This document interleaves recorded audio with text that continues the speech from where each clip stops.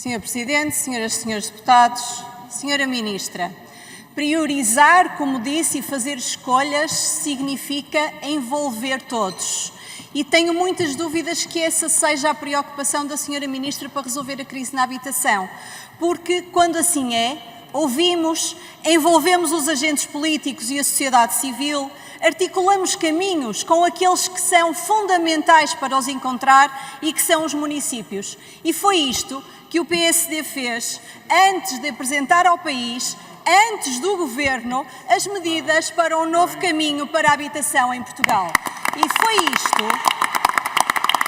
foi tudo isto, Sra. Ministra, que a Sra. Ministra não fez. E em boa hora o PSD marcou a diferença. E em vez de querer obrigar os municípios a praticar atos que violam direitos fundamentais, como o arrendamento forçado, sim, obrigar, Sra. Ministra, porque a Sra. Ministra diz aos municípios que se não cumprirem, que lhes retira as receitas do IMI. Em vez disso, o PSD apresentou medidas para criar um choque de oferta no país e esse choque de oferta deve começar pelo próprio Estado a arrumar a sua casa, identificar os prédios devolutos, reabilitá-los e destiná-los a quem mais precisa.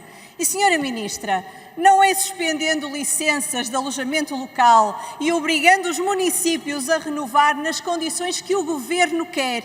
A Sra. Ministra apresenta uma medida que retira poder às câmaras municipais e que coloca um conjunto de pessoas, condóminos, a decidir acabar com uma licença emitida por uma entidade pública. Sra. Ministra, isto é a mesma coisa que colocar um condomínio a retirar a carta de condução que foi atribuída pelo IMT. E isto é tão ridículo que nem a senhora acredita que tenha feito uma coisa destas.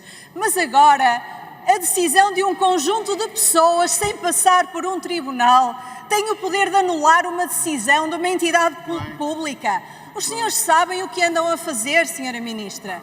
E repare, ainda se tais medidas servissem para criar mais habitação, ainda podíamos perceber, mas não. Sra. Ministra conhece o arrendamento para fins turísticos, que pode ser por 10 dias, 15, 20, 30, pelo que as pessoas quiserem. Acha que hoje quem tem um alojamento local não vai, depois de ser obrigado a suspender, arrendar para fins turísticos e tudo vai passar ao lado da autoridade tributária? Vamos perder todos, Sra. Ministra. Pergunto-lhe, Sra. Ministra, está o Governo disponível para centrar de uma forma séria a discussão na habitação? Está o Governo disponível para se aproximar das medidas que o PSD apresentou e para, de facto, apresentar e provocar um verdadeiro choque de oferta em Portugal?